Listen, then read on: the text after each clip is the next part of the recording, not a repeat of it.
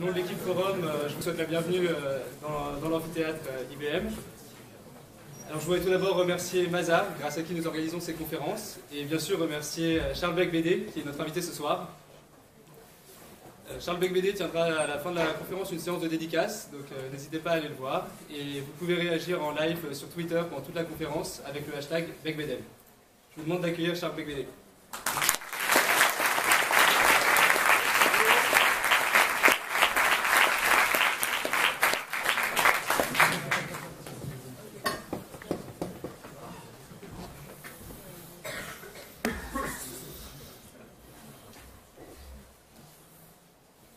Bienvenue à toutes et à tous donc, et bienvenue à vous, Monsieur Becbédé. Je voudrais tout d'abord vous remercier au nom de notre association au Forum et des étudiants ici présents pour l'honneur que vous nous faites en acceptant de venir à notre rencontre. Monsieur Becbédé, donc, vous naissez en 1964 à Neuilly-sur-Seine dans une famille d'origine béarnaise, une mère traductrice et un père célèbre chasseur de tête. Vous grandissez à Paris et suivez une formation d'ingénieur à l'école centrale dont vous sortez diplômé en 1988. 2 ans en tant qu'ingénieur chez Matra Marconi Space et vous vous lancez dans le monde de la finance pour 7 années durant lesquelles vous passez par Clariva, Credit Suisse First Boston et MCBBL Securities. Mais en 1997, vous prenez un tournant et entamez une carrière d'entrepreneur qui ne s'arrêtera jamais.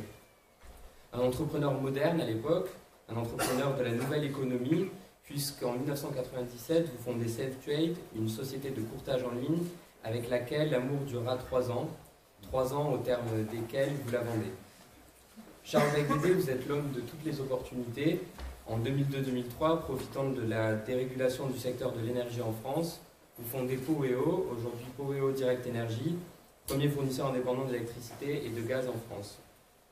Vous investissez également dans l'agriculture en Ukraine avec Agrogénération, qui remet en culture des terres en friche dans l'ancien kolkhoz ukrainien, dans la finance à nouveau avec la société Audacia, dans les transports, l'énergie, etc. Au total, vous avez créé au cours des 20 dernières années presque une dizaine d'entreprises et créé plus de 2000 emplois, un modèle donc sans doute pour le parterre d'étudiants devant vous. Mais Charles Becbédé, vous n'êtes pas qu'un entrepreneur, vous êtes aussi un militant syndical et politique, et là aussi vous êtes de tous les combats. Candidat à la présidence du MEDEF en 2005, vous échouez face à Laurence Parisot, mais n'abandonnez rien, pour autant, puisque vous conserverez jusqu'en 2013 la présidence de la commission entrepreneuriat de l'organisation patronale. Vous vous présentez en juin 2012 à la députation dans le 12e arrondissement de Paris, sous les couleurs de l'UMP, mais vous vous inclinez là aussi face à votre adversaire socialiste. En 2012, lors de la guerre Copé-Fillon pour la présidence du parti, vous soutenez Jean-François Copé, qui finira par voler ou emporter la victoire, c'est selon.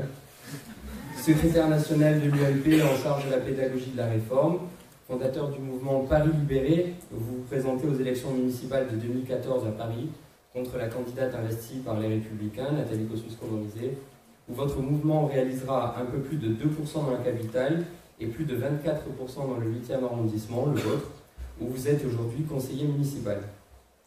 En politique aussi, donc, comme dans les affaires, vous prenez des risques, vous entreprenez, vous innovez et on ne vous arrête pas, puisqu'en mars 2015, vous fondez le collectif Phoenix, un think tank libéral conservateur avec Charles Mignon, ex-ministre de la Défense, et d'ex-responsable de la Marche pour la Vie ou encore de la Manif pour tous, pour, je cite, proposer un programme clé en main aux candidats de la droite en 2017.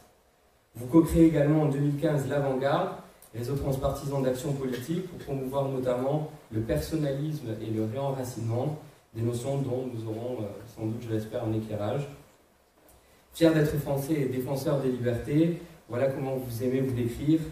Sur le plan économique, on vous qualifie d'ultralibéral, alors que vous préférez vous qualifier de libérateur enraciné, ce qui ne vous empêche pas pour autant de militer pour la suppression de l'impôt progressif, remplacé par un impôt proportionnel, une libéralisation du marché du travail, une baisse des charges, ou encore une réduction drastique des dépenses publiques pour que l'État se concentre sur ses missions régaliennes. Sur le plan politique, social et sociétal, vous adoptez des positions conservatrices, à droite toutes, et n'hésitez pas à appeler au rassemblement de la droite hors les murs. Susciter l'union des droites par les idées, c'est mon combat, affirmez-vous en 2015.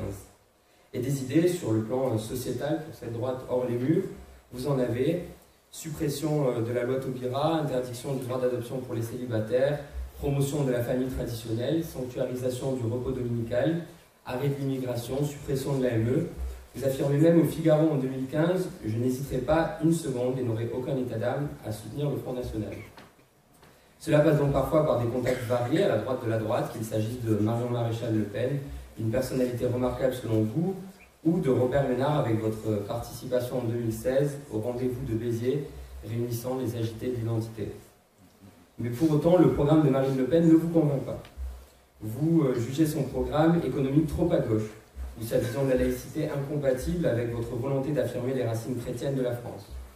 Plutôt 14,99 € que 99 francs, vous restez attaché à l'Union européenne, même si vous ne manquez pas là aussi d'idées pour la moderniser. Mais enfin, votre candidat pour 2017, c'est François Fillon. Si 5 ans avant, vous lui aviez préféré Jean-François Copé, aujourd'hui, François Fillon est plus que jamais votre candidat, et malgré les difficultés, vous ne lâchez rien. Bien au contraire, vous êtes les plus actifs parmi les entrepreneurs autour de lui, et vous qui venez de la société civile, vous l'accompagnez dans ses déplacements et soutenez systématiquement sur les plateaux télé ce candidat devenu, selon vous, candidat hors système. Ce que vous pensez de la désertion de certains parlementaires ou de l'UDI, bon débarras. Vous parlez d'un QG de campagne nettoyé des éléments perturbateurs, épuré, précisez-vous, épuré sans doute de cette gauche de la droite un peu trop centriste à votre goût. Monsieur Beigbeder, chacun l'aura compris, vous fustigez la facilité et le politiquement correct, vous avez l'entrepreneuriat dans votre ADN, le goût du risque dans les affaires comme en politique, et présentez des idées toujours nouvelles, comme dernièrement lorsque vous proposiez dans le Figaro un plan Marshall pour la France périphérique.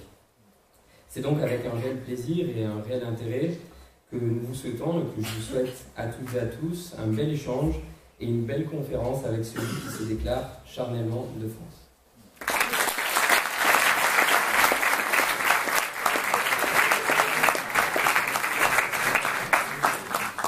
Merci Alexandre. Je dois dire que le portrait est très beau. S'il y avait peu d'erreurs, peut-être la déclaration dite du Figaro, en fait c'est plus le scan en fait, du Figaro sur le fait que je n'hésiterai pas une seconde à soutenir Marine Le Pen. Ce que je voulais dire par là, c'est que j'étais indépendant. C'est-à-dire si, la phrase avant c'était si Marine Le Pen ou le Front National venait à reprendre toutes nos idées, alors pour montrer notre côté transpartisan, nous n'hésiterions pas à la soutenir. Mais si j'aurais dû parler de Jean-Luc Mélenchon, parce que quand on dit ça avec le nom Le Pen, c'est de la nitroglycérine. Et ça a été, c'est vrai, assez difficile à gérer avec beaucoup de mes amis, ma famille, et puis les médias, ça a été absolument délirant. Alors, heureusement, c'était fin juillet, mais quand même. Et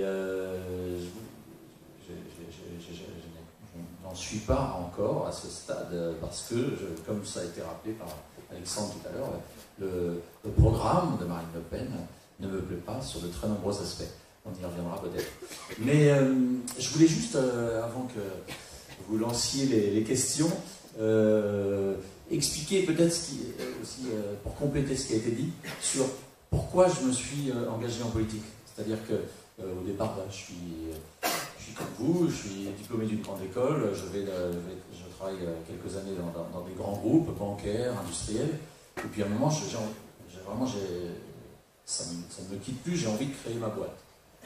Parce que j'avais envie de maîtriser mieux mon destin, j'en avais marre des petits chefs, et j'aurais pu aller dans une PME, peut-être une entreprise à taille plus humaine, mais cette idée ne m'est pas venue en tête, et donc j'avais lu des bios de grands capitaines d'industrie, d'entrepreneurs. À l'époque, c'était plutôt Bill Gates que Zuckerberg. Et il y avait des grandes figures aussi comme Jean-Luc Lagardère. Et donc, j'avais envie de leur ressembler et de créer ma boîte. Et donc, c'est ce que j'ai fait avec Selftrade, puis Boyo. Et en parallèle à cela, j'ai été contacté par une association de jeunes entreprises en croissance qui s'appelle Croissance Plus et qui m'a proposé de rentrer et de militer avec eux. Et c'était l'époque où le début en fait du phénomène un peu start-up dans les années 99-2000 et disons le droit des sociétés, le droit social n'était pas vraiment adapté à ce nouveau type d'entreprise. Il ne l'est toujours pas, mais à l'époque c'était encore pire. Et avec Croissance Plus, on a pu obtenir des gouvernements de l'époque, et en plus, comme j'ai eu la chance de pouvoir entrer au comité directeur et même de devenir président de cette association, on a pu obtenir des aménagements, la création de stock options pour les startups qui s'appellent les BCE, les bons créateurs d'entreprises. Oui, c'est ça, BCE. On a pu obtenir la création des FCPI, des fonds communs de placement pour l'innovation, et différentes structures qui étaient plus adaptées à nos entreprises et à leur croissance forte. Et ça, c'était en dialoguant avec les pouvoirs publics, donc les ministres des PME et les ministres de l'industrie de l'époque, qu'ils soient de droite ou de gauche. Ça a été Raffarin à un moment, puis après c'était Strauss-Kahn. Il y a eu une soirée mémorable fin 99, non, il n'y aura pas d'anecdote salace, où Strauss-Kahn était à son apogée, ministre de l'économie, des finances et de l'industrie, et à un moment on lui pose une question, on lui dit mais monsieur le ministre, pourquoi est-ce que nous on n'aurait pas droit à la Légion d'honneur de temps en temps? Et alors on dit ah non, ça, la question, ce sont les stock options des fonctionnaires, donc foutez-moi la paix avec ça. Mais donc, en dialoguant avec ces grandes personnalités, et puis bien sûr, en dialoguant aussi avec les associations de salariés, les syndicats, on a pu faire évoluer un petit peu à la marge le droit du travail, le droit des sociétés, pour qu'ils soient mieux adaptés à nos entreprises. Et ça m'a donné le goût de... Je me suis dit, tiens, c'est intéressant, parfois, quand on s'assoit autour d'une table à plusieurs intervenants, on peut faire évoluer l'environnement des entreprises et dans un contexte assez gagnant-gagnant, parce que finalement, souvent, il y a des blocages, on ne sait même plus pourquoi ils sont là. C'est un autre exemple, ça n'a rien à voir, mais là, j'ai investi il y a 2 ans dans le transport en autocar. Bon, le transport en autocar, c'est Macron qui l'a libéralisé. C'était interdit. C'était interdit, c'était un monopole. Il y avait que la SNCF qui avait le droit de faire du transport par autocar, sauf dans le cadre de délégations de services publics régionales. Mais pour aller de Rouen à Lyon, on n'avait pas le droit de monter une ligne, de créer une ligne. Donc, et ça, finalement, des blocages comme ça, la France en a plein. Alors souvent, c'est l'Europe qui la force à se moderniser, les directives européennes. Parfois, ça va trop loin, parce que les fonctionnaires français ont tendance à surtransposer. Parfois, c'est justement ce travail de détail qui fait qu'on va avoir des modifications et que ça permet à l'économie de mieux se faire, d'être plus fluide, et donc de créer un peu plus de richesses qui sont fort utiles si on veut financer la solidarité. Parce que quand on l'a fait à crédit, ce sont nos enfants, nos petits-enfants qui payent. Donc, et donc ça, j'ai un peu pris goût à ça. Simplement, alors après Croissance Plus, il y a eu cette affaire de la présidence du MEDEF. C'est Ernest-Antoine Sellière, qui était président du MEDEF de l'époque, qu'on voyait régulièrement, parce que nous, on était les petits jeunes. On était les petits jeunes, les start-up, et donc il aimait nous voir, et il me dit un jour, mais tu dois, bon là je peux plus me représenter, il y a des vieux qui veulent me remplacer, mais pourquoi tu te présentes pas toi? Alors je dis, mais ça va pas. Et après un repas bien arrosé, et un week-end de négociation avec ma femme, j'ai dit, bon, qu'est-ce qu'on risque? Ça fera parler de Croissance Plus, ça permettra de porter nos idées plus loin. On avait bien sûr aucune chance, on avait aucune chance d'être son successeur, mais en fait ça a vraiment dynamisé cette campagne pour sa succession, et ça a été très bénéfique, je crois, au global, y compris pour Laurence Parisot elle-même, qui a été la favorite et qui l'a emportée, parce que dans les médias, on a parlé de cette campagne, alors que sinon elle allait s'endormir. Et donc je suis passé au MEDEF. Et là, donc j'ai continué ce parcours d'essayer de trouver des solutions, d'améliorer les choses. Mais à un moment, je me suis rendu compte qu'on était toujours des entrepreneurs face à raconter notre histoire devant d'autres entrepreneurs, et que pour entreprendre et pour que les changements importants que Pierre Gattaz et le MEDEF et les entreprises demandent, il fallait une réforme vraiment radicale, audacieuse, et que là, ça quittait le monde de la négociation patronale et du lobby patronal, et ça allait vraiment dans le politique. Et je me suis rendu compte de ça, et puis du coup, je me suis dit, bon allez, après 8 ans au conseil exécutif du MEDEF, j'ai décidé de me jeter dans l'arène, dans cette galère de la politique, et sans douter de rien, à droite parce que je suis pour le respect de l'héritage, de notre histoire, de ce que les générations précédentes nous ont légué. Donc, si vous prenez la définition de ce que c'est la droite et la gauche, définition historique, c'est la convocation, c'est l'Assemblée nationale le 13 septembre 1789, où à droite du président sont tous ceux qui sont justement pour l'héritage. Alors on va retrouver les monarchiens, les royalistes, bien sûr, à cette époque. Et puis à gauche, on va retrouver tous ceux qui sont pour la table rase. Le principe de table rase, c'est-à-dire tout ce qui a été fait avant est nul et il faut le détruire et il faut reconstruire une société. Pour moi, c'est plutôt pas là que je me situe. Je ne suis pas. Je pense que la table rase est une folie et est une arrogance et un orgueil qui est très néfaste. Et donc ça se passe à l'ULP à l'époque. Ça a été dit. J'étais candidat, puis candidat au législatif, puis candidat au municipal. Et puis c'est vrai que ça s'est pas très bien passé. Parce que, je suis trop long, parce que les grands partis, d'abord quand on a été entrepreneur, certains d'entre vous le sauront, et puis vous tous, vous êtes libres, vous avez une très bonne formation, c'est difficile de se fondre dans ces grandes machines électorales que sont devenues les partis politiques. D'abord, on ne parle jamais du fond, c'est extrêmement énervant, très énervant, parce que quand on a une petite formation un peu intellectuelle, c'est ça qui compte, c'est d'abord la bataille des idées, et on ne parle, et en fait, ce sont que des intrigues politiciennes. Et quand on a été soi-même son propre patron, on est très mauvais en intrigues politiciennes, en fait, parce que ça clash tout de suite.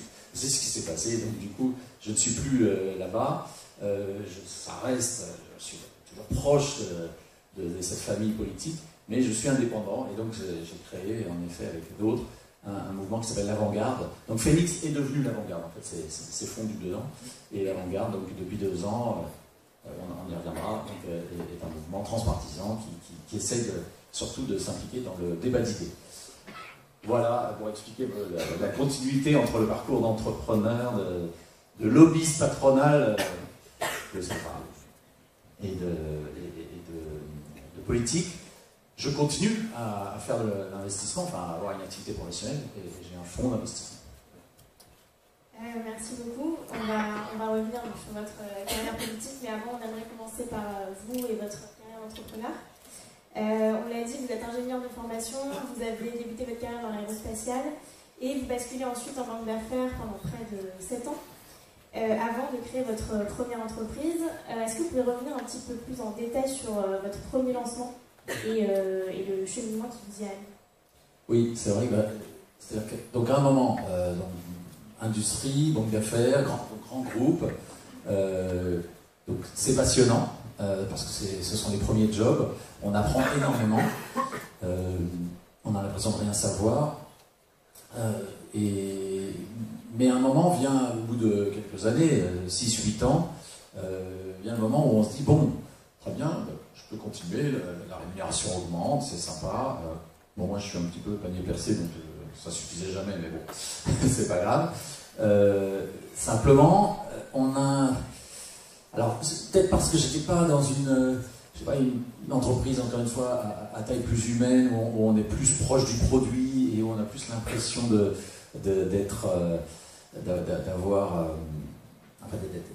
d'avoir une influence plus forte sur le produit et à échéance rapide.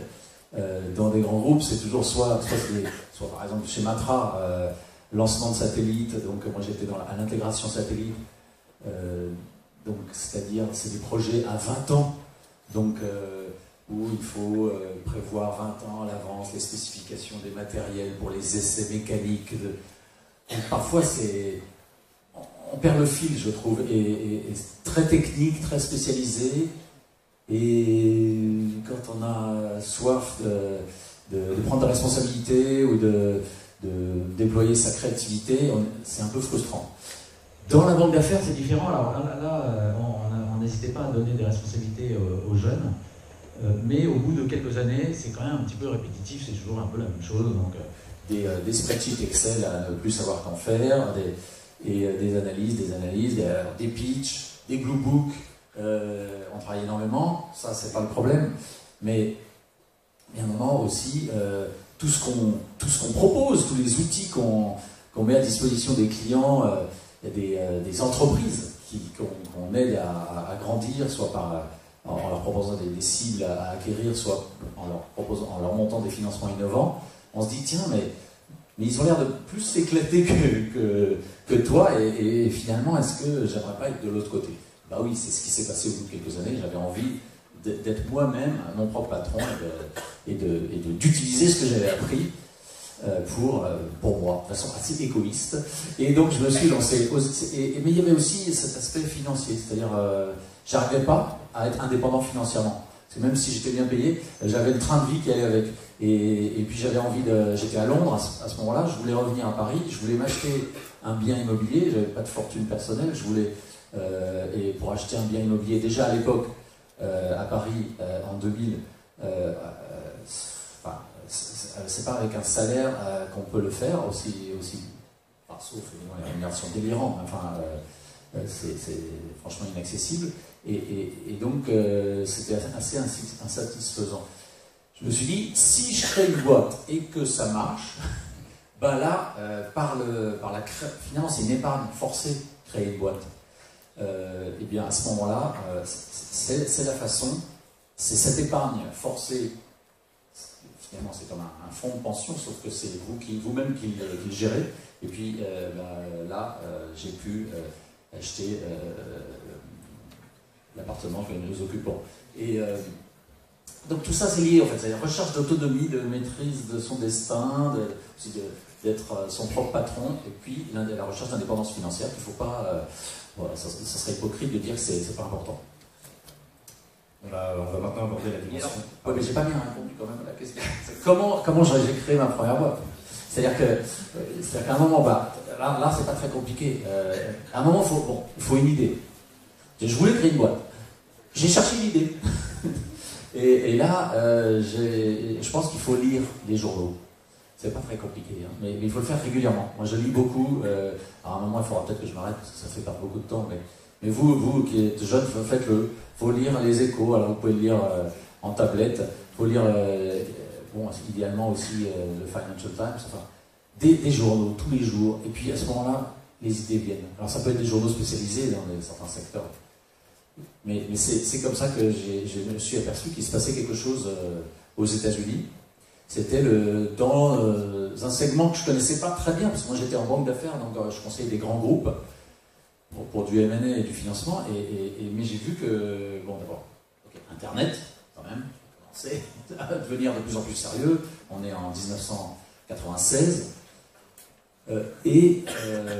Mais en France, on était un peu en retard, hein, parce qu'on avait le Minitel, donc c'était mieux. Mais aux États-Unis, donc il y avait ces boîtes, ces courtiers en ligne qu'on appelait à l'époque, donc E-Trade, Schwab, qui permettaient de boursicoter très rapidement et pour des courtages très faibles. Donc pour 10 € par transaction, 10 $ par transaction, ils pouvaient exécuter ces ordres, quelle que soit leur taille. Alors qu'en France, c'était 1%, 1,5% de la transaction, donc c'était 30 fois plus cher. Et tout ça, c'était grâce à Internet, au digital. Et donc on a été les premiers à lancer une boîte comme ça en France. Et du coup, comme il y avait un déficit d'offres majeur et une demande très insatisfaite, il y avait donc un énorme trou dans la raquette. Ça a très très bien marché, on a eu une croissance phénoménale. Ensuite, à un moment, tout le monde nous a copié, il y a eu 45 courtiers en ligne, c'était n'importe quoi, il y avait même un journal, certains ont été en bourse, d'autres pas, et ça a été la bulle. Mais voilà, ça a été ma première création d'entreprise. Donc la recette, c'est l'énergie, le bon associé, très important, et parce que c'est une entreprise, c'est pas un one-man show, même s'il faut un capitaine. Et la bonne idée, c'est-à-dire la bonne idée, c'est pour moi, c'est identifier le déficit d'offres non face à un déficit d'offre. C'est-à-dire une demande insatisfaite parce qu'il n'y a pas d'offre.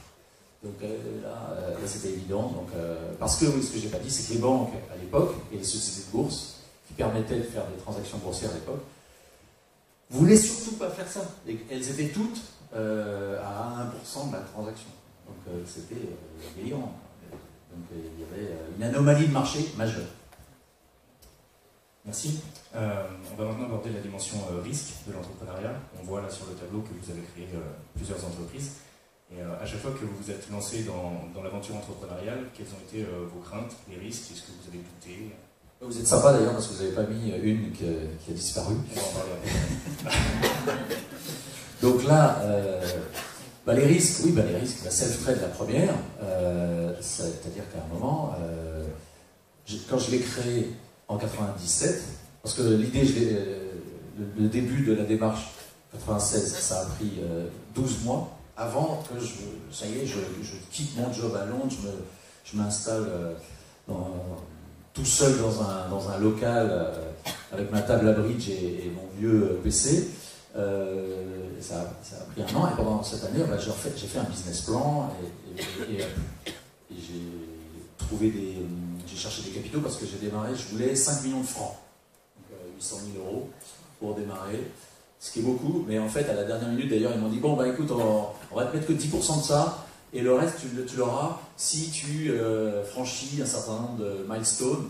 Et évidemment, ça devait être très compliqué et la boîte a failli arrêter au bout de quelques mois parce que justement les milestones, j'y arrivais pas, parce qu'on m'a mis plein de bâtons dans les roues parce que, encore une fois, comme il y avait une telle anomalie de marché, en fait c'était un oligopole. Et les membres de l'oligopole, c'est-à-dire les banques, dont j'avais besoin pour exercer mon métier, j'avais besoin d'un contrat de tenue de compte conservation, de sous-traitance de back-office bancaire, et il s'était donné le mot, je ne le saurais jamais, enfin, pour que nous n'existions pas. Et donc, au bout de quelques mois, je reviens vers mes actionnaires, je leur dis, mais j'y arrive pas. Elle dit, bon, je surprends l'un d'entre eux, on avait un petit conseil d'administration, dire aux autres, bon, là, je crois qu'il faut arrêter. Et donc, et pendant le conseil, j'avais eu une réunion avec la Banque de France la veille, qui m'avait laissé entrouvert la porte qu'on pourrait devenir nous-mêmes teneurs de compte conservateurs et donc à ce moment-là avoir un prestataire technique et non pas bancaire. Et donc ils se sont dit, bon allez, dernière chance, on te laisse quelques semaines et puis bon, ça a marché. Mais le risque, moi je rêvais à ce moment-là, j'étais complètement stressé, j'avais quitté un job assez prestigieux, bien payé, j'avais fait venir ma famille à Paris et on avait pris des risques financiers importants et des risques de réputation, c'est encore pire. C'est ça, c'est l'orgueil qui veut ça. Mais quand tous mes copains qui étaient dans des jobs bien confortables, j'imaginais qu'ils se marraient en se moquant de moi. Il a voulu créer une boîte et il va se planter. C'est un peu français ça. Bon, ça a évolué, mais c'était très pénible comme période. Je rêvais que je passais le concours de la Poste pour être postier, franchement. Hein. Et puis, heureusement, on a fini par trouver une solution. Il y a aussi des rencontres merveilleuses avec un prestataire technique qui m'expliquait, voilà, pour aller d'un point A à un point B, il n'y a pas que la ligne droite. Ah bon. Puis des trucs comme ça qui font que le moral revient. Et donc, on a pu trouver ces solutions, et la boîte a pu démarrer ses activités fin 98, juste avant le lancement de l'euro sur les marchés financiers. Et ça a été donc, un formidable succès. Donc, le risque, il est important. Risque financier, parce que j'avais mis un peu d'argent, mes économies, ceux de mes beaux-parents, mes beaux-parents, et puis risque de réputation. Après, la deuxième boîte, c'est plus simple, parce qu'on a déjà un capital de créateur d'entreprise qui a réussi. On a un petit peu on a quelques plus-values en stock, et donc c'est moins dur. Après, par contre, il y a des investissements qui peuvent mal se passer. Et justement, à ce niveau-là de création d'entreprise, vous avez enchaîné quand même les succès dans des secteurs très différents les uns des autres, à la fois l'agriculture, la finance, l'énergie. Est-ce qu'on peut parler d'industrialisation du processus de création d'entreprise? Ah, on peut. Enfin, disons que oui, disons qu'il y a une méthode. Ma méthode, c'est l'identification du déficit d'offre et l'utilisation des nouvelles technologies pour combler ce déficit et des évolutions réglementaires donc j'essaie de suivre de près. C'est pour ça que la loi Macron, c'était intéressant. Moi, il y a deux choses que j'ai utilisées dans la loi Macron. Je ne le soutiens pas, mais je dois dire qu'il a été un bon ministre de l'économie. Parce que dans sa loi, il y avait plein de choses. Il y avait la libéralisation du marché des autocars. J'ai créé une boîte de transport par autocar. Et puis, il y avait l'interdiction faite aux grandes plateformes de réservation d'hôtels d'empêcher les hôteliers d'être moins chers en direct que sur ces plateformes qui s'appellent Booking et Hotel.com. Ben ça, c'était bien ça. C'était bien, et j'ai créé une boîte qui s'appelle Pilgo.com qui permet de réserver pour 1 € sa nuit d'hôtel et non pas pour 15% du chiffre d'affaires de l'hôtelier. Parce que c'est un racket monstrueux ce qui se passe actuellement. Là, c'est un oligopole, mais c'est un oligopole mondial. C'est un duopole mondial et qui prend 17% du chiffre d'affaires de tous les hôteliers européens et qui vont directement en Californie sans payer d'impôts en Europe. Pas mal. Bon, c'est vrai que pour le client, c'est super pratique, ces sites sont très, très bien faits. Mais le problème, c'est que les hôteliers, eux, ils gagnent de moins en moins d'argent, donc ne peuvent pas investir pour améliorer le confort des hôtels. Et donc, à la fin, c'est un inconvénient pour le client. Et les prix, d'ailleurs, le prix des nuitées d'hôtel a augmenté, si on regarde depuis 10 ans, depuis que tout est passé en ligne, quasiment, dans la réservation d'hôtel, le prix a augmenté plus vite que l'inflation.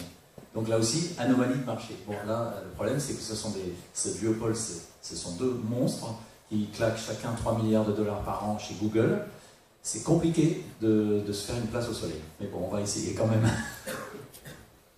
Donc on l'a vu, vous avez beaucoup connu le succès dans vos différentes entreprises, mais vous avez aussi connu l'échec, comme vous disiez tout à l'heure, avec Happy Time. L'échec fait partie de la vie de l'entrepreneur, mais vous le soulignez aussi tout à l'heure, c'est pas très bien vu en France, il y a le risque de réputation, ce que vous disiez.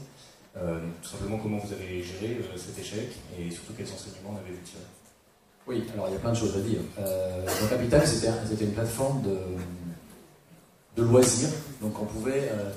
L'idée, c'était de permettre à des gens qui veulent se faire un saut en parachute ou prendre un cours de windsurf ou de kite, de trouver les moniteurs correspondants. Et finalement, c'était de faire du coffret cadeau, mais directement sur Internet, sans avoir ce catalogue papier. Mais on s'est complètement planté. D'abord, on a créé le truc trop tôt, avant l'éclatement, l'explosion des réseaux sociaux. Et alors que ce sont les réseaux sociaux qui permettent ça. Donc c'est dommage, à 2 ans près, je pense qu'on aurait pu avoir l'histoire aurait été très différente. Après, je pense que j'ai fait une erreur aussi dans le CEO, le choix du CEO. C'était un garçon très talentueux qui a fait toutes les grandes écoles françaises, plus Harvard, parfait, super baratineur. Mais trop intelligent presque, et qui n'était pas assez concret. Et puis on a fait par-dessus le marché, on a fait une acquisition dans le domaine du coffret cadeau, et au lieu de... son idée c'est que ça allait accélérer, parce qu'on aurait tout sur la plateforme des milliers d'offres disponibles, et en fait ça nous a plutôt plombé, ça nous a retardé, il y avait des coûts fixes importants, et bref, après avoir... détruit 3 millions d'euros pendant 4 ans de suite, avec les 3 Suisses qui étaient l'autre actionnaire, on a décidé d'arrêter. Et ça, c'est désagréable parce que ça veut dire que j'avais perdu 6 millions. Boum, plus la réputation, les mauvais articles dans la presse. Il dit ouais, le BD s'est planté, etc. Donc c'est très désagréable pour son orgueil. Je me suis arrangé pour qu'on dépose le 2 août. C'est toujours mieux que le 2 octobre. Et puis voilà. Mais alors, une fois que c'est fait, franchement, une fois que c'est fait, c'est pénible, hein, parce qu'un dépôt de bilan, tous les contrats sont suspendus immédiatement. Donc il y avait 30 salariés, donc ils n'ont plus de job. Bon, il existe en France des systèmes qui font qu'ils continuent à être payés. Bon, il y a une rupture de 15 jours, enfin, mais elle est rattrapée très rapidement par l'AGS, qui font que, heureusement qu'on a ça, c'est pas le cas dans tous les pays. Et plus pénible, c'est pour les fournisseurs, certains fournisseurs, là, eux, par contre, les risques du métier, c'est le capitalisme, hein, c'est-à-dire que quand il y a un dépôt, le fournisseur il est planté de sa créance, et pour certains ça a été assez dur. Et puis les clients, alors là on a trouvé une solution pour ceux qui avaient acheté par avance des coffrets cadeaux et des offres, on a pu leur permettre de les échanger contre autre chose. Mais bon, c'est très très pénible. Mais une fois que c'est fait en même temps, on dit, quand une boîte n'est pas viable, il faut la terminer. Il faut la terminer. Si on peut le terminer amiablement, faire ce qu'on appelle non pas une liquidation judiciaire, mais une liquidation amiable en indemnisant tout le monde, c'est mieux, mais c'est pas toujours possible. Et là, c'était liquidation judiciaire. Alors, la bonne nouvelle, c'est que par rapport à la réputation, ça change un peu. Maintenant, je trouve que les choses évoluent. Si vous faites bien votre déclaration de cessation de paiement en temps et en heure, et que vous n'aggravez pas le passif, alors que vous savez que vous n'avez plus de capitaux pour ce faire, que vous respectez donc la loi, d'abord, vous n'avez plus la notation, vous n'êtes plus marqué au fer rouge par la Banque de France. Avant, il y avait la notation 0,40. Et ça, c'est Fleur Pellerin qui a fait sauter ça. Ça faisait des années que le MEDEF et les associations patronales et d'entreprises le demandaient. Malheureusement, ce n'est pas un gouvernement de droite qui l'a fait, c'est un gouvernement de gauche, tant pis.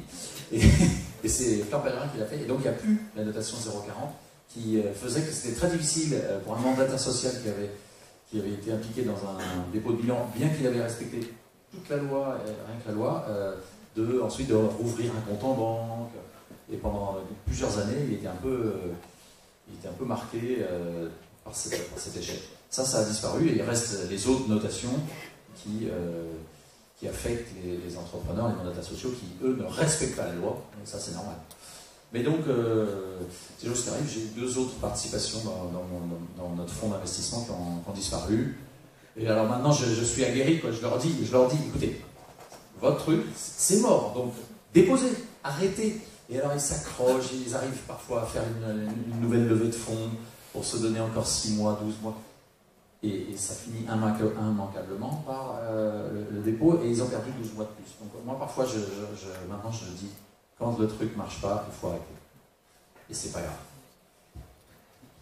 Bon, alors, malgré l'échec d'Apitime, on a l'impression que c'est presque facile pour vous d'entreprendre. Vous êtes même aujourd'hui à la tête de Gravitation, qui est un fonds d'investissement qui donne le moyen des entreprises de secteurs très différents de croître, de secteurs très différents justement. Donc on peut se demander comment vous les sélectionnez, d'où vient ce flair un petit peu. En fait, grâce au succès de Selftrade, puis Poeo, puis d'autres, comme Audacia, Agrogénération et d'autres, maintenant on a un bon deal flow en fait. Et puis il y a cette marque de fabrique, c'est-à-dire s'intéresser à des secteurs qui ne sont pas forcément à la mode, qui sont assoupis concurrentiellement, et qu'une évolution réglementaire ou une nouvelle technologie peut révolutionner. Et du coup, on est un des rares fonds en France à être connu pour investir pas simplement sur le digital. Parce qu'il y a plein de fonds, et je parle en capital risque évidemment, parce qu'après, en capital développement, vous avez tout ce que vous voulez, mais le capital développement, c'est pour des très belles PME ou ETI qui, quelque part, ont déjà du cash flow et n'ont pas besoin d'argent en réalité. La difficulté, c'est le capital risque, c'est-à-dire la co-création, l'amorçage et le venture. Et là, il y a des fonds, c'est des capital risque, mais ils sont focusés sur le digital ou sur le biotech, ou sur quelques technologies très précises, parce qu'ils ont fait des partenariats avec des labos, avec des universités, qu'ils ont reçu des fonds de la BPI ou donc de l'État pour investir sur cette thématique et celle-là seulement. Et tous les autres secteurs, c'est-à-dire l'immense majorité de l'économie française, il n'y a rien. Et donc on a un bon deal flow, on a plein de gens qui nous envoient leurs projets, leur business plan et qui veulent nous voir. Après, nous, on en sélectionne certains, et puis on fait 2 investissements par an, donc ça va pas très loin non plus. Et c'est comme ça qu'on peut être très sélectif et ensuite accompagner à fond les entreprises dans lesquelles on investit, en leur apportant le bon sens d'une équipe qui est passée par d'autres créations d'entreprises et tous les réflexes, puis parfois des bons contacts pour accélérer le développement de l'entreprise, des clients, des partenariats. Des capacités à lever des fonds. Et puis les introductions en bourse, on en a fait 3. Donc là aussi, on a une petite expérience. C'est tout ça qu'on apporte, c'est une espèce de super incubateur, labo, de développement de start-up dans des secteurs pas forcément à la mode. Ça va, puisque ça va de la mise en œuvre d'une construction d'un réseau de stations-service de GNL pour les camions à un opérateur de service par drone, à l'agriculture. Donc moi j'aime bien les secteurs, plus c'est ringard, plus j'aime. Mais à condition qu'il y ait une approche pas ringard par contre. Merci beaucoup pour ce témoignage. On est un peu limité par le temps, donc on voudrait passer à la partie politique. Parce qu'en plus d'être un serial entrepreneur, vous êtes aussi engagé en politique. Vous avez commencé avec une campagne des législatives en 2012 dans le 12e arrondissement de Paris, sous les couleurs de l'UMP. Et la suite, ce sont des listes dissidentes dans tout Paris en 2014. Et vous êtes élu conseiller municipal dans le 8e arrondissement. Comment on passe du 12e au 8e arrondissement de Paris et d'une législative avec investiture à une municipale dissidente? Ce que je disais un peu tout à l'heure, c'est-à-dire qu'à un moment, il y a eu... je voulais poursuivre mon travail politique dans le 12e arrondissement, mais ça n'a pas plu à Nathalie Kosciusko, voilà, c'était elle la patronne, et elle disait « Mais non, Charles, tu habites dans le 16e, tu travailles dans le 8e, qu'est-ce que tu fais dans le 12e dehors, puis tu ne corresponds pas sociologiquement, la façon dont tu t'habilles, ça ne va pas, j'ai quelqu'un d'autre pour le 12e, donc... tu retournes de là d'où tu viens. Franchement, je lui dis, à Paris, les gens, ils déménagent, il y a des mariages, des événements heureux, d'autres moins heureux, qui font qu'ils déménagent. Et donc, c'est pas parce que tu habites dans un certain endroit que tu peux pas militer dans un autre. T'as vu, moi j'habitais le 7e, j'ai déménagé dans le 14e, donc toi tu dois faire pareil. Donc c'est comme ça et pas autrement. Donc on a clashé. Et à un moment, donc, il y a eu une solution amiable qui a été trouvée dans le 8e, où je travaille. Et puis, mais là, ça n'a pas plu au député de l'endroit, Pierre Lelouch. Bon, je me suis réconcilié avec lui depuis, mais à l'époque, ça s'est très très mal passé. Et donc, la solution amiable n'a pas perduré, et je me suis retrouvé éjecté. Et j'étais fou de rage. Et du coup, j'ai créé ma propre liste. Voilà. Et d'abord dans le 8e, et puis ensuite, c'est vrai que ça a été assez dingue, parce que du coup, tous les médias nous appelaient. Parce qu'en fait, c'est vrai que ça foutait un peu la merde, pardon de m'exprimer ainsi, chez Nathalie. Et donc c'est vrai on a eu énormément de sollicitations presse, et donc on a fait une conférence de presse à la rentrée 2014, on avait 150 journalistes. Et donc on a décidé d'en faire partout. Et de lancer une marque, Paris Libéré, et ça a été...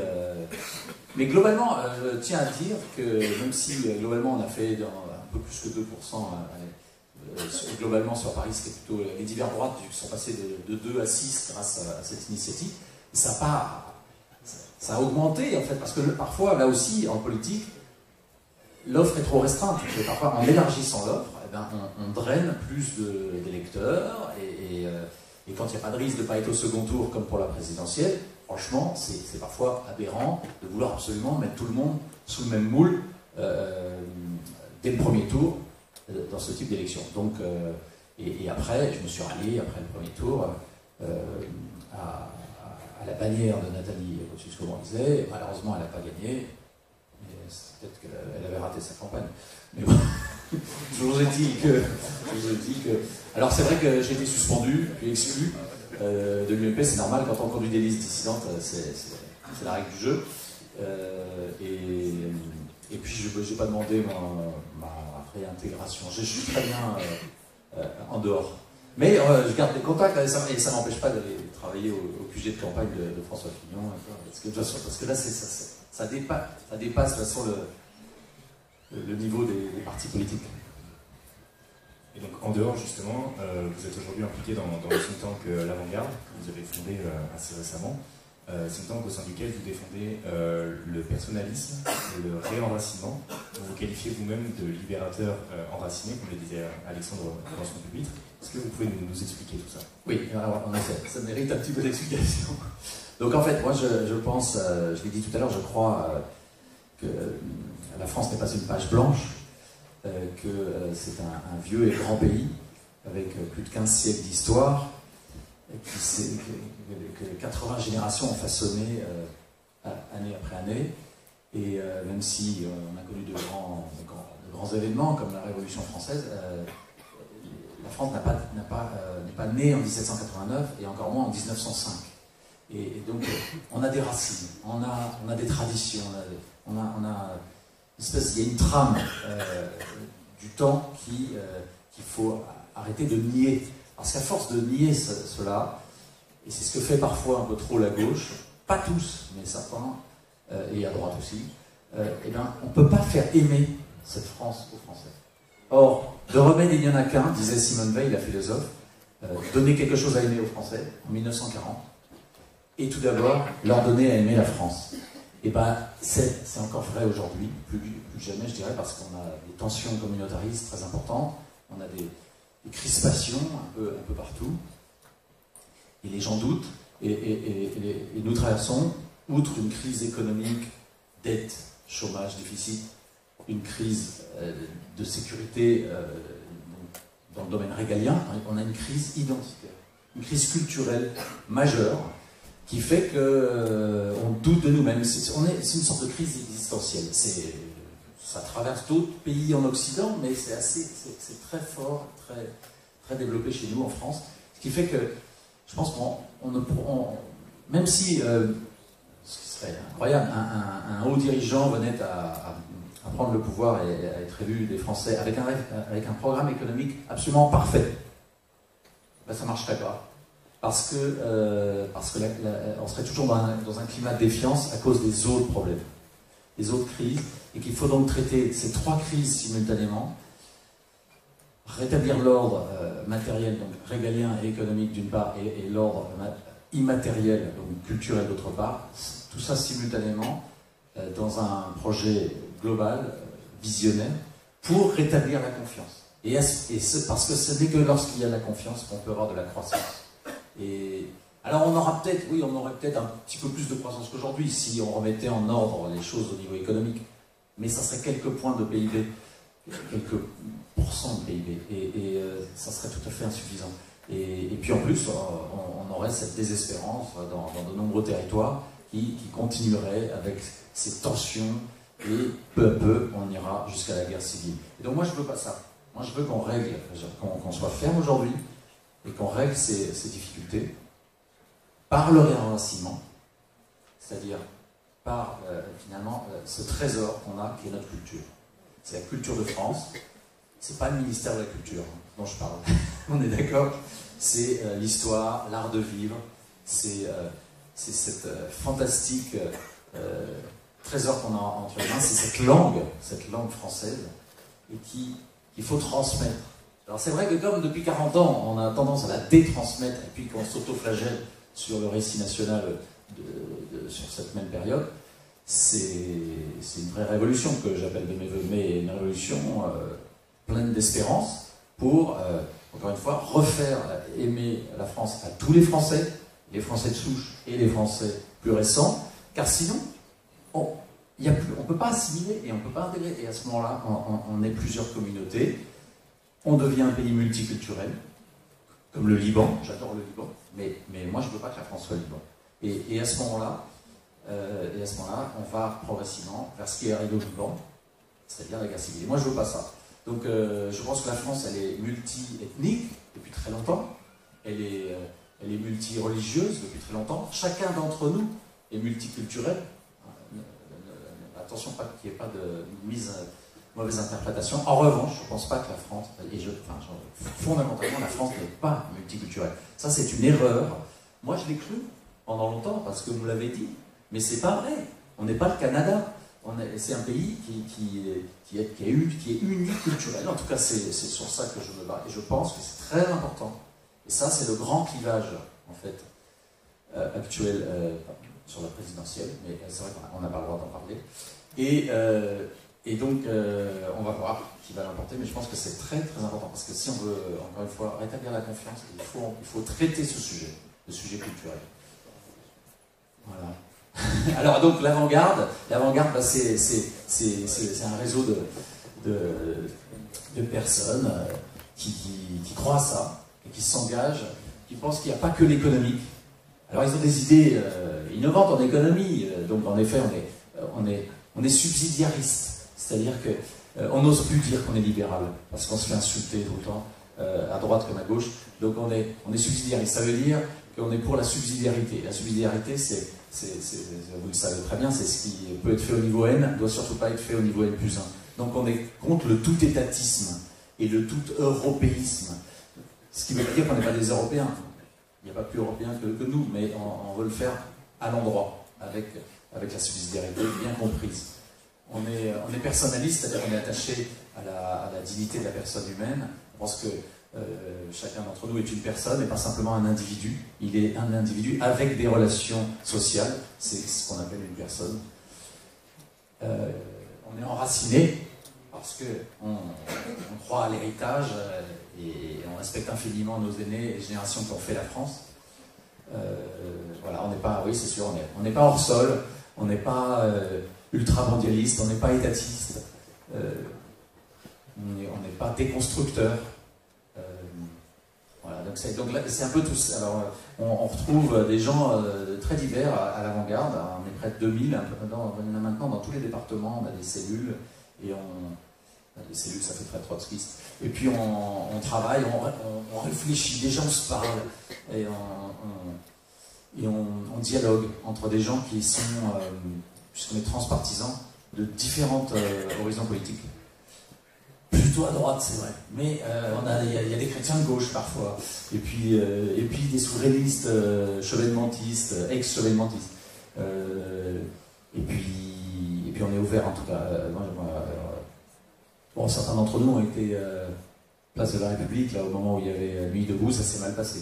Donc parfois, de l'autre côté, il y a beaucoup de sectarisme. Mais nous, on est ouvert à tous pour le dialogue.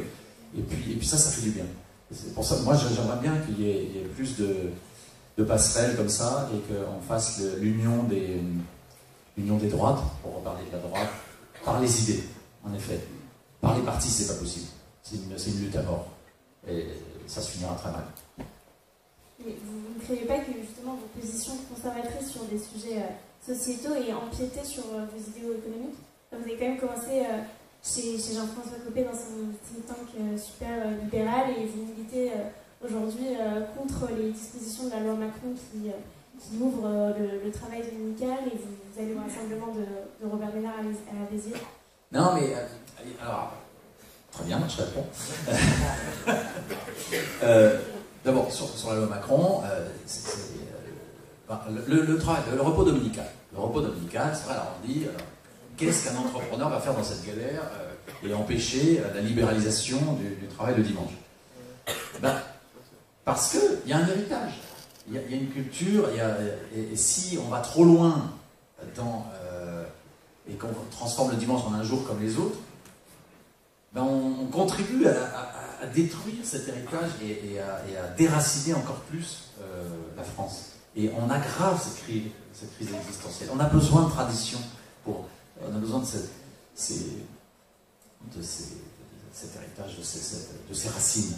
Et puis, accessoirement, alors il a été démontré économiquement qu'à un moment, on ne peut pas faire toujours que du commerce. Et on n'est pas des êtres exclusivement marchands, on est autre chose. Il n'y a pas que l'économique dans la vie.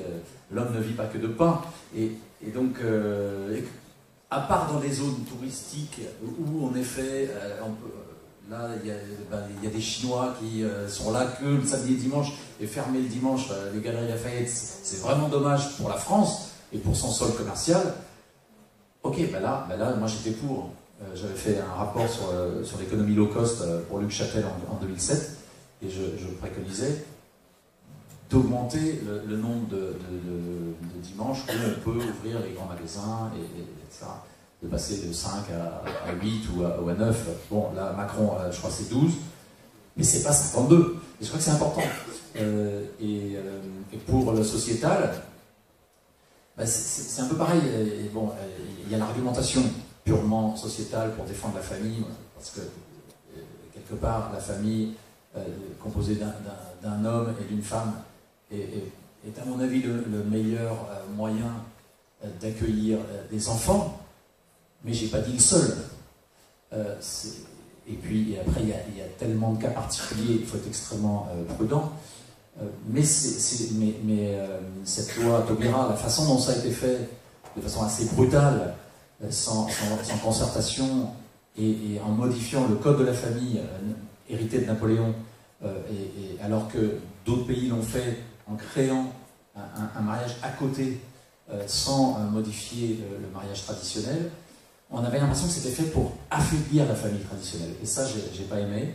Et parce que, justement, toujours dans cette perspective d'amour de notre héritage, de notre culture, de nos traditions, je pense qu'on a donné là un grand coup de sable dans nos traditions, encore une fois. Donc ça ne va pas dans le bon sens. Et puis ça s'est fait de façon trop brutale. Alors, il faudra y revenir dans le dialogue, et est-ce que les Français y sont prêts? On verra. Mais moi j'ai une position que j'essaye d'être équilibré, et de ne pas non plus être jusqu'au boutiste, ni dans un cas, ni dans l'autre. Avant de passer au flash questions, je vais vous poser une dernière question qui va mêler les deux aspects de votre livre qu'on a résumé, l'entrepreneuriat et la dimension politique. Dans quelle mesure justement le mélange de la politique dans le business a pu affecter vos relations d'affaires? Par exemple, en ce moment, votre soutien à François Fillon, de manière générale. Ça a un impact. Alors bon, c'est pas toujours mauvais. Il y a eu quelques exemples où ça m'a desservi. En fait, les entrepreneurs et je dirais et les épargnants, quand c'est donc des personnes, ils respectent que quelqu'un comme eux s'engage dans la vie citoyenne, même s'ils ne sont pas d'accord. Le problème, c'est les institutions. C'est par exemple donc, une grande banque, un comité de crédit d'une grande banque. Un comité de crédit d'une grande banque, il y a plein de gens, il y a 20 personnes autour de la table, et puis donc on présente un dossier de crédit en faveur de l'habitation, la boîte. Et puis là, tout d'un coup, il y en a forcément un qui va dire « Ah oui, mais je l'ai vu à la télé l'autre jour, et il a dit ça, ça ne me plaît pas, et puis il est quand même étrange, il a été à Béziers. » Et donc forcément, c'est ce qui se passe parce que comme ce sont des réunions qui nécessitent un consensus, et ben, le consensus ne va pas être atteint, et donc il va y avoir rejet du dossier. Donc ça m'est arrivé plusieurs fois. Mais quand il s'agit d'obtenir une décision d'une personne dont c'est son argent, soit un investisseur, un family office, un investisseur, une entreprise familiale qui veut faire un deal avec Audacia pour lever des fonds, il n'y a pas de problème. Donc, pour l'instant, je dirais que l'impact n'est pas négatif, mais il m'est arrivé d'avoir des comités de crédit annulés, des trucs, et puis même un client, alors là c'est autre chose, comme c'est l'actualité, je vous en parle 2 secondes, j'ai le temps, une minute. Je ne veux pas faire une fixette sur Nathalie Kosciusko-Morizet, mais il se trouve qu'à un moment, elle n'a pas été très cool avec moi. Quelques mois après sa défaite au municipal, il y a eu l'affaire Big Malion qui a éclaté, et il y a eu, je ne sais pas si vous vous souvenez, cette fameuse interview de Lavrieux sur BFM où il se met quasiment à pleurer, pas mal, la photo, où il se met à pleurer en révélant tout, en expliquant bah oui, c'était l'horreur, on était comme dans un TGV lancé et personne n'osait dire à Sarkozy qu'on avait explosé le plafond de dépenses pour la campagne, et donc on a inventé ce système horrible de fausses factures avec Big Malion.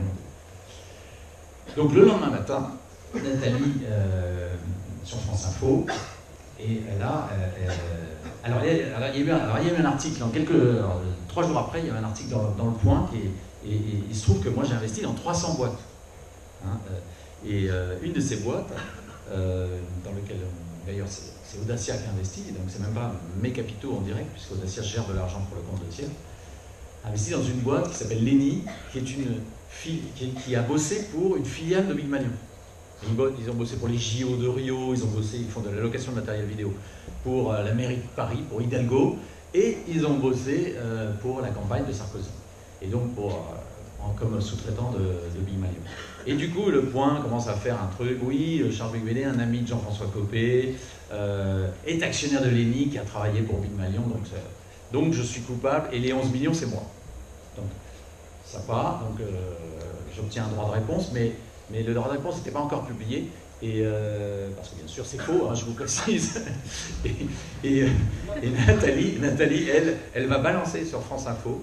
Et à un moment, le journaliste lui dit, parce que comme c'était le lendemain de l'interview de Lavrieux, il dit oui, alors où sont passés, où est l'argent, où sont les 11 millions? Et là, elle dit bien sûr, c'est pas la campagne, n'importe quoi, tout a été validé, il n'y a aucun problème. Le Conseil constitutionnel s'est prononcé, je parle. Et donc, elle dit ah ben moi, en fait, je crois savoir. Ben, c'est Beck BD. C'est Beck BD qui est le possible bénéficiaire de cette affaire. Pas très sympa. Alors là, bah, ce qui s'est passé quelques heures plus tard, on a eu des clients chez Audacia qui sont venus physiquement au siège de la société pour récupérer leur argent, pour voir ce que c'est. C'est-à-dire qu'ils pensaient qu'on était des escrocs finis et qu'on allait faire faillite le jour même. Donc je l'ai attaquée en diffamation et malheureusement, elle a été relaxée. C'était hier. Mais ça, je ne suis pas content, je vais vous dire pourquoi, parce que franchement, il y avait vraiment diffamation, mais ce qui se passe, c'est qu'il y a une tolérance, en fait, qu'on appelle la polémique politique. Donc lorsque le législateur a voté la loi de 1881, c'était Clémenceau et Gambetta, à l'époque, qui étaient à l'Assemblée nationale, et ils ont débattu beaucoup de ça. Et donc, il était entendu que les politiques avaient le droit de s'insulter, en gros, en période électorale. Mais là où j'étais pas content, c'est qu'on n'était pas en période électorale. C'était 3 mois après la fin de la campagne municipale, d'une part. Bon, ça encore, c'est pas très fort comme argument, mais surtout, c'était pas du tout en tant que politique qu'elle m'a agressé, c'est en tant qu'entrepreneur dans mes activités professionnelles. Donc là, elle a un permis de tuer sans aucune limite. Et je trouve que c'est pas bon, parce que si on veut qu'il y ait plus de sociétés civiles qui s'engagent en politique, bien, il faut quand même quelques règles, comme à la chasse. Comme vous avez le permis de chasse, il y a des périodes pendant lesquelles vous ne pouvez pas chasser, et il faut respecter certaines règles. Bon, ben là, c'est encore raté avec cette décision de justice de première instance. Merci Monsieur Bégué. On va maintenant poursuivre sur un ton un petit peu plus léger avec notre Flash Questions. J'invite Anne et Pierre à venir sur scène.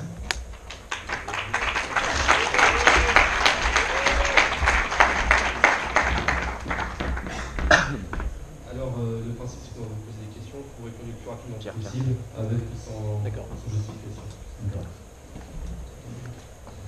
Donc, la première, tennis ou golf? Tennis. Alors, voilà, petit temps de latence. Allez. Steve Jobs ou Elon Musk? Elon Musk. Le pape ou le président? Le pape. L'argent, le pouvoir? Le pouvoir. Ah, c'est dur. NKM. Allez, je suis pas rancunier. Poupée ou Fillon? Ah, c'est dur. Bon, Fillon. C'est l'actualité. Le phénix ou le coq? Ah, ben le phénix. Il relève ses cendres. Ah, voilà, non, c'est pas gentil ça. Bah, faut faire les deux. Bon, école d'ingénieur, allez. Merci. Merci.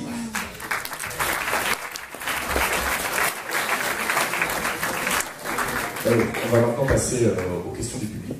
Donc, levez la main, on va vous faire passer les micros dans la salle.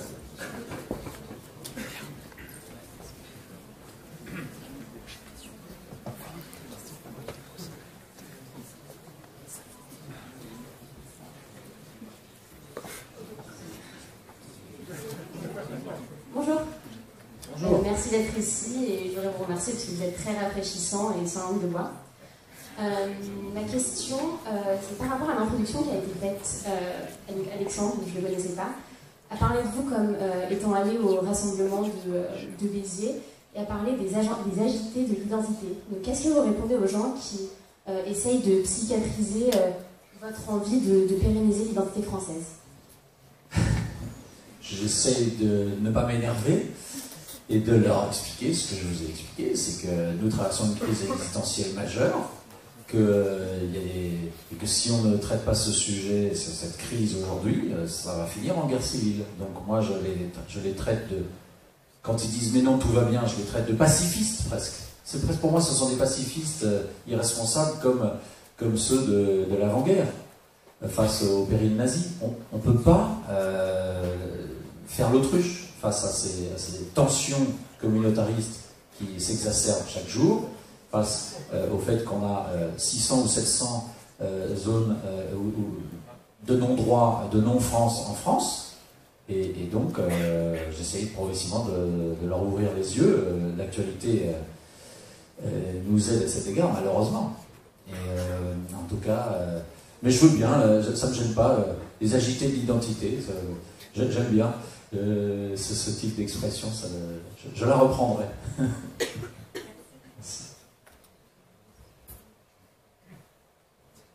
Bonjour monsieur.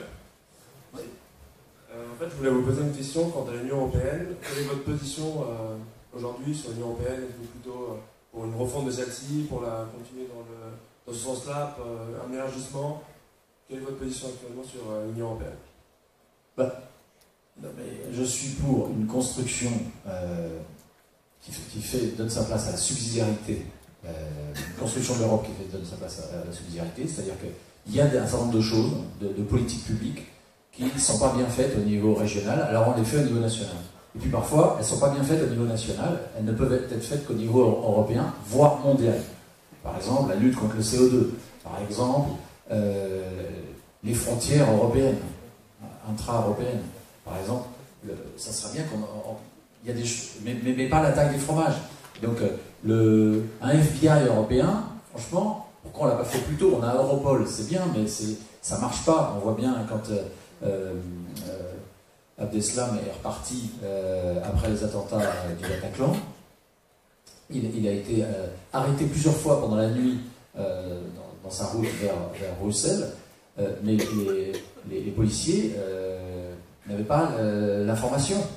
Donc ça ne marche pas. Donc là c'est urgent.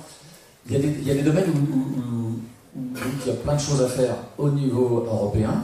Bon, il y a bien sûr Airbus, Ariane, les grands programmes, les grands instruments de recherche fondamentaux comme le CERN, pas très loin d'ici, à Genève.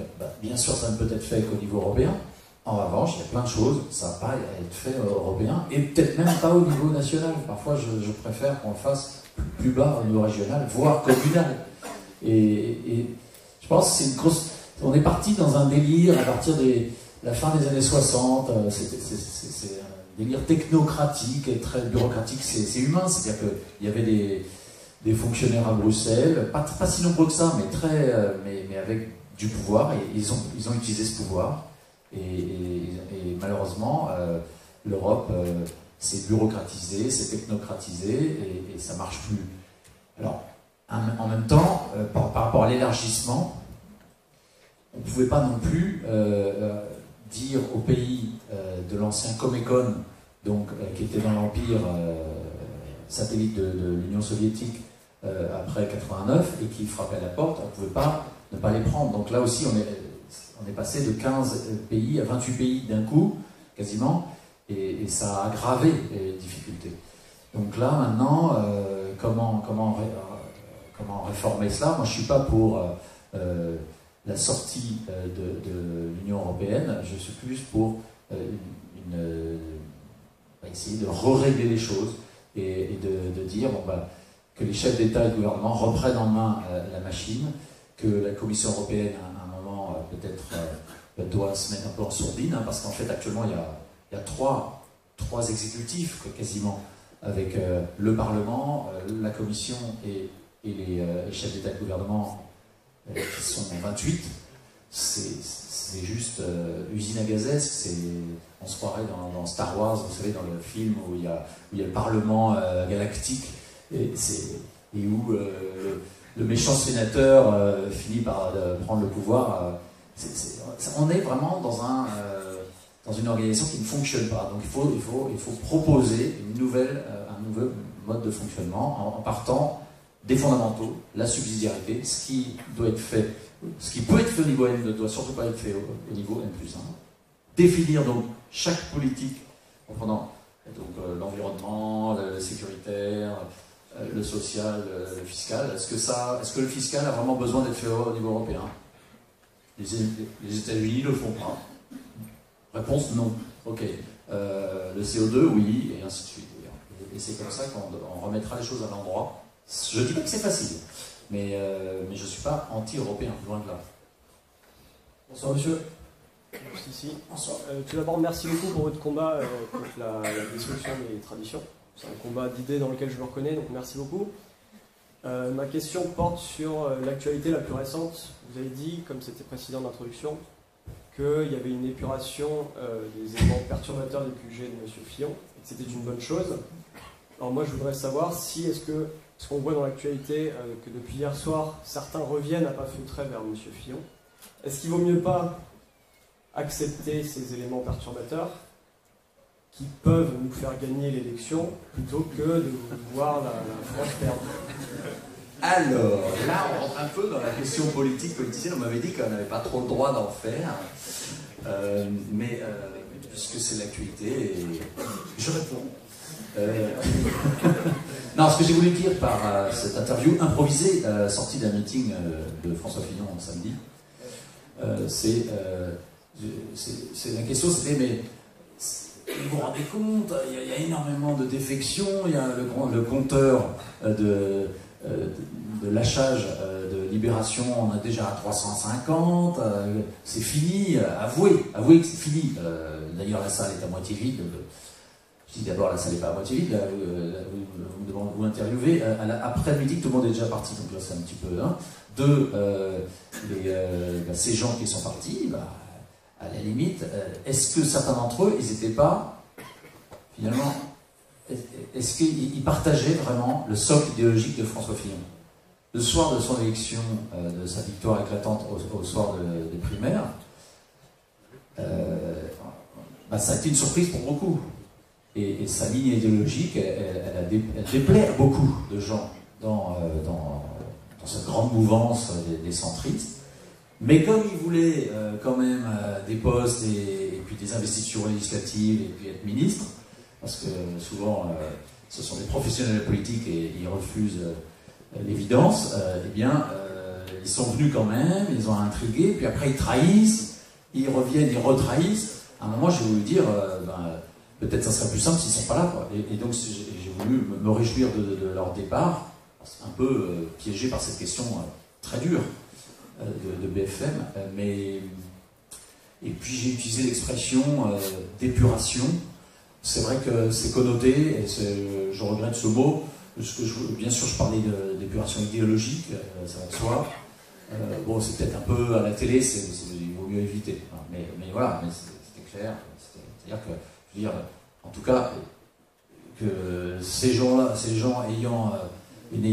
ne partageant pas les idées de François Fillon, critiquant toujours dans le dos, et en plus ayant trahi 2 fois, il me semblait que c'était pas indispensable. Bon, maintenant, c'est pas moi qui décide, et j'ai l'impression qu'ils sont en train de revenir. J'espère qu'ils sauront rester discrets pendant la campagne, parce que, en tout cas, je ne les veux pas comme porte-parole de François Fillon, ça c'est clair. Bonjour. Tout à l'heure, vous avez décrit le milieu politique comme un milieu où en fait on s'intéresse plus à la façon dont vous vous habillez qu'à vos idées. Donc comment est-ce qu'on pourrait changer ça et vraiment avoir un milieu politique qui s'intéresse au fond plutôt qu'à la forme? En fait, il faut arrêter avec les professionnels politiques. Donc on a fait le non-cumul dans l'espace, c'est-à-dire et d'ailleurs, ça, c'est presque discutable, et donc maintenant, ça va permettre quand même une respiration, et je pense que c'est bien, mais en fait, le vrai non-cumul, ça aurait été dans le temps. C'est-à-dire que les gens ne fassent pas plus de 2 mandats, quoi. Pour qu'il y ait du remplacement, que ça tourne, et que les gens de la société civile, parce que même cette notion de société civile, à un moment, on a été obligé développer, d'en parler parce que par opposition aux professionnels politiques, mais c'est aberrant. Il ne devrait pas y avoir des professionnels politiques. Dans la République de Platon, les élus, ils sont choisis au hasard. Bon, alors nous, on a choisi un autre mode d'élection qui est le suffrage universel. Très bien, c'est l'élection, mais il faut que ça tourne. Dans la République, il tourne tous les 6 mois. Et donc là, or, ça, c'est pas ce qui se passe. Là, on a des gens, ils font 6 mandats de suite. C'est-à-dire qu'en fait, parfois c'est 30 ans, quoi. 30 ans et même plus. À l'Assemblée nationale, au Sénat, dans des communes. C'est terrible parce qu'au bout de 2 mandats, en fait, et c'est humain, mais le mandant, le mandaté, pardon, l'élu, il n'y croit plus. Parce que c'est vrai que c'est dur, il y a plein d'obstacles tout le temps, et donc il n'a plus d'idées, et il pense que c'est pas possible, et en plus c'est pas bon pour le territoire dont il a la charge. Donc moi je suis pour qu'il y ait du renouvellement, en plus ça fait des passerelles, ça hybride, et c'est comme ça qu'on ne jugera pas les gens sur la façon dont ils s'habillent, et qu'on arrêtera de perdre du temps dans des intrigues politiciennes sur les investitures qui sont la seule chose qu'on fait dans ces partis politiques au profit du débat de fond, des idées et des projets et de qu'est-ce qu'on peut faire pour sa commune, qu'est-ce qu'on peut faire pour son pays. Voilà. Je suis ici. Bonsoir Monsieur Becbédé. Alors j'aimerais parler de votre vision en ce qui concerne les sujets de société, notamment sur le fait que vous insistez sur l'héritage, respecter l'héritage de la France. Mais j'ai l'impression que vous insistez tellement sur le respect de l'héritage que vous niez le fait que l'histoire, que la société française est en mouvement et qu'elle fait face à des mutations. Et j'ai l'impression que vous niez justement le fait que l'histoire est marquée aussi justement par un respect des traditions, mais aussi par des ruptures. Vous insistez énormément sur les racines chrétiennes, mais la France, je pourrais vous répondre, elle commence pas là. Elle commence avec l'Empire romain, elle commence avec la Grèce. Et à quel moment on peut dire « je suis français » Est-ce que être français aujourd'hui, c'est avoir un respect pour les valeurs, les traditions chrétiennes, être issu justement de populations qui sont majoritairement chrétiennes, ou est-ce être en adéquation avec des valeurs? Et je trouve ça très difficile aujourd'hui, c'est une remarque, mais d'avoir votre discours, parce qu'en fait, on n'arrive pas à situer à quel moment, qu'est-ce que l'héritage français? Et je trouve ça très troublant aujourd'hui, encore plus pour notre génération que pour la vôtre, parce qu'aujourd'hui on a affaire à beaucoup plus d'immigration, qui est beaucoup plus diverse, et à beaucoup plus de mouvements de population, ce qui fait qu'il y a un mixage. Et est-ce que c'est pas justement un peu arriéré de dire que la France est uniculturelle? Ok, alors vous avez raison. Je comprends l'évolution. Je ne suis pas réactionnaire. Je dis simplement que là, actuellement, on est dans un discours hors sol, complètement déraciné, où on dit il n'y a rien eu avant. Ça c'est mortifère parce qu'on ne peut pas faire aimer à des jeunes Français, en particulier ceux qui viennent de loin et qui sont issus de l'immigration, quelque chose de virtuel. C'est pas possible. Et du coup, ils vont se référencer à leur culture d'origine et l'écart se creuse. Dans Charnellement de France, que je vous invite à acquérir à la sortie, qui a un prix tout à fait modique,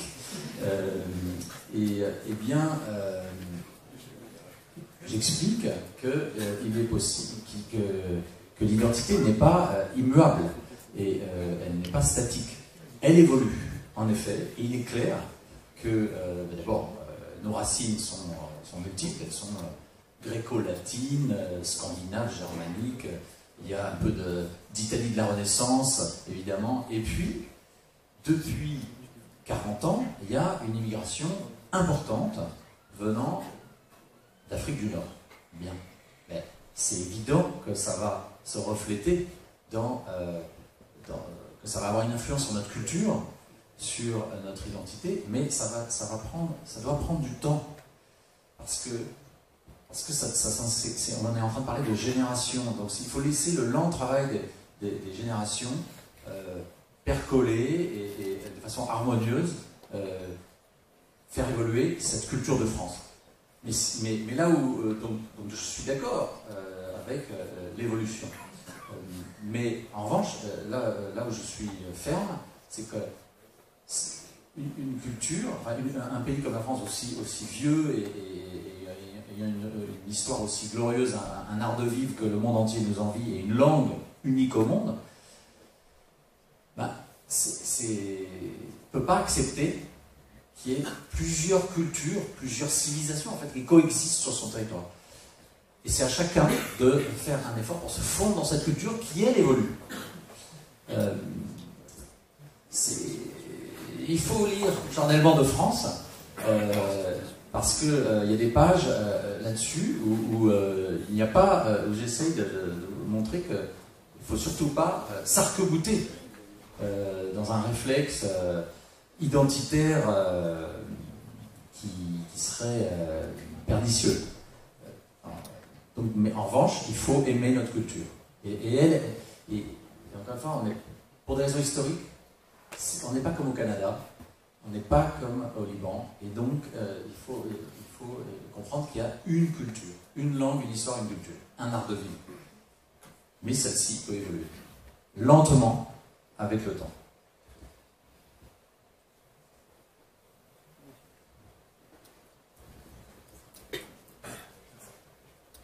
Bonsoir monsieur. J'ai une question plus politique. Enfin, François Ruffin a sorti son dernier livre et il a utilisé un nom de votre livre. Merci patron. Je voulais savoir ce que vous en pensiez. Si vous l'avez vu déjà, est-ce que vous en pensez? J'ai vu le film bon, qu'est-ce que j'en pense? Oui, en fait, alors donc pour expliquer, j'ai mon avant-dernier ouvrage, s'appelle Merci patron, et c'est un petit livre pour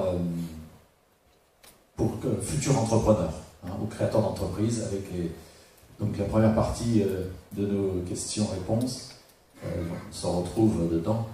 Bon, on l'a pas amené, c'est bête, mais c'est facile à commander, c'est 3 €. Alors, on a fait un truc très démocratique. Et donc, bah, le film, bah, écoutez, bon, c'est un peu caricatural, mais c'est vrai que Monsieur Arnaud, il n'est pas exempt de reproches. Quand il a pris le contrôle de Boussac et qu'il a promis monts et merveilles, et notamment de conserver les emplois, bah, la réalité a été tout autre. Et puis en plus, il a bénéficié de beaucoup de subventions européennes et nationales. Mais bon, c'est aussi ça le capitalisme, c'est-à-dire qu'à un moment, il y a des entreprises qui ne sont pas viables. Et ben, il faut les fermer, c'est aussi ce que je disais tout à l'heure. Que c'est pas non plus rendre service aux personnes qui y travaillent que de proroger artificiellement une entreprise qui est condamnée. Et ce qu'il a fait de cette première opération Boussac, quand même, c'est quand même extraordinaire. C'est le premier groupe de luxe mondial que le monde entier nous envie. Et il fait vivre des centaines de milliers de personnes dans notre pays. Donc c'est un grand entrepreneur, même si c'est vrai, tout n'est pas forcément parfait, c'est clair. Mais ce que j'ai moins aimé dans le film, c'est le côté très caricatural. C'est-à-dire tout est le patron est forcément mauvais, méchant, et la vieille ouvrière, évidemment, elle est géniale. Bon, ça c'est vrai. Mais le patron n'est pas toujours un monstre. Ce qu'il veut, lui, c'est fédérer les énergies, trouver des capitaux, convaincre des investisseurs, et puis essayer de développer et d'aller toujours plus loin. Et là, je pense quand même, on peut dire qu'il a réussi. Bonsoir. Moi, j'avais une question qui est l'aspect politique et l'aspect businessman de votre parcours. C'est sur les rémunérations des grands patrons, qui est une volonté un peu sociétale de la diminuer, et dans l'esprit des businessmen tels que vous, j'imagine qu'une rémunération assez importante est justifiée par l'apport auprès de la société. Donc j'aimerais avoir votre avis sur ce niveau-là. Il y a plein de choses à dire là-dessus. Moi je ne suis pas trop pour qu'on légifère sur la rémunération des patrons. C'est quand même il faut donner de la liberté, parce que sinon ils vont partir. Et donc il faut que ce soit les conseils d'administration qui soient responsables. C'est le cas, hein. Simplement, souvent, c'est un peu une bande de copains qui jouent au golf avec le patron. Et c'est parfois un peu incestueux quand on regarde tous les boards du CAC 40.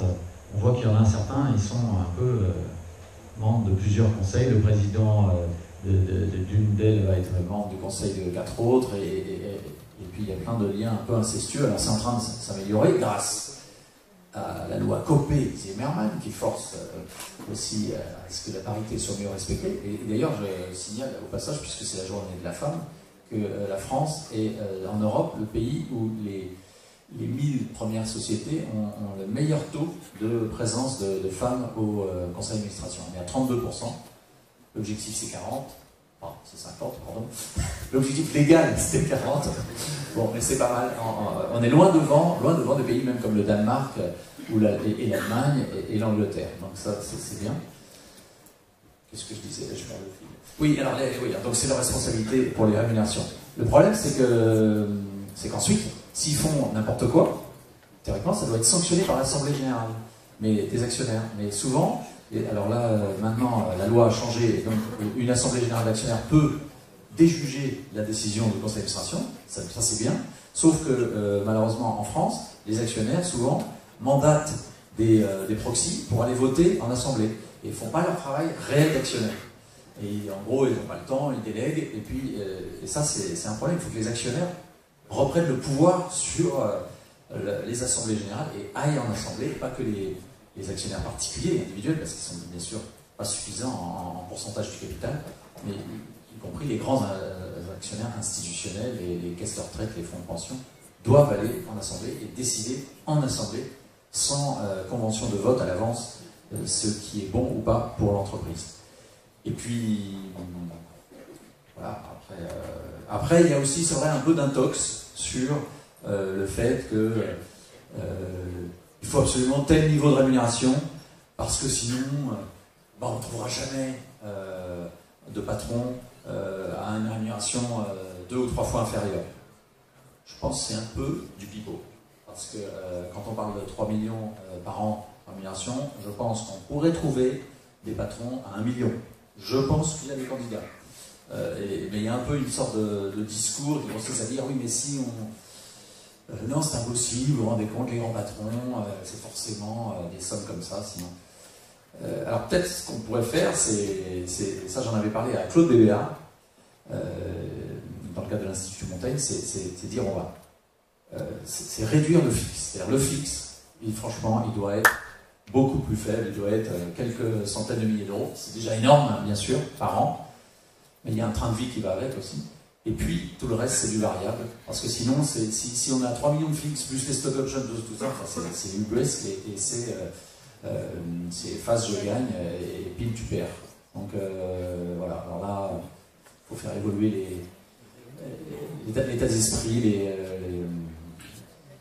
au sein des conseils d'administration, et pour ça, il faut que les actionnaires reprennent le pouvoir sur leur vote. Alors, cette conférence est à présent terminée, malheureusement. Je vous remercie tous d'être venus ce soir. Je remercie également notre partenaire Mazar qui nous permet de faire vivre nos conférences, et évidemment M. Becbédé. Merci à vous. De cette accueil.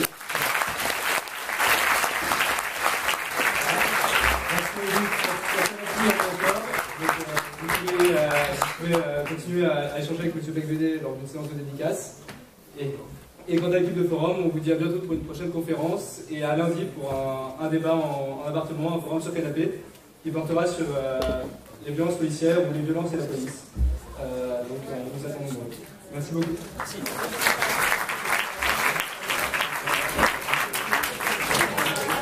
Oui, bon, il faut aller là.